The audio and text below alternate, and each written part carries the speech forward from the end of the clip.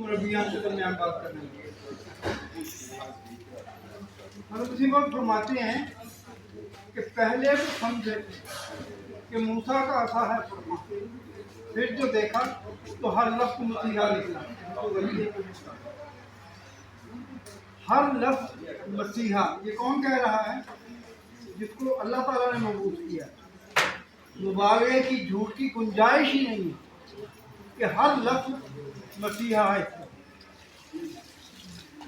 तजर्बा का मैंने तजुर्बा करके देखा है, इसलिए खड़ा हो गया।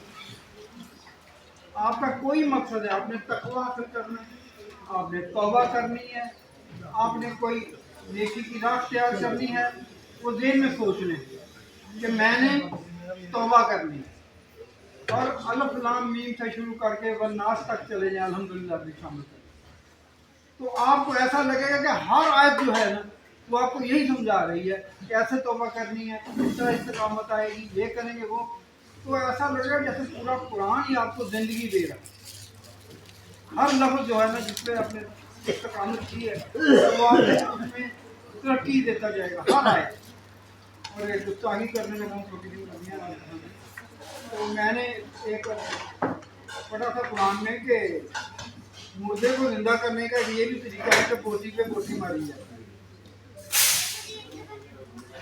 तो मुझे जो तफहीम हुई ना वो पूरा बकरा में है, वो ये है कि आप अगर मुर्दा हैं, कोई आपने ज़िंदगी चाहते हैं, आप तौबा की, तकवे की, जो भी, तो जब हर आयत आपको जब टकराएगी ना आपके साथ, वो जिस तरह बोटी के साथ बोटी मिली है ना, कुरान की तमाम आयतें आपको इस तरह उस तरफ लेके जाएंगी और वो ज़िंदगी देगी आपको।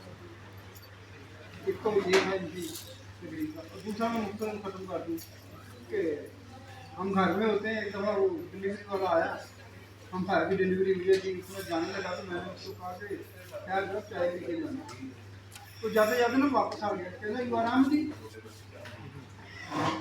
यस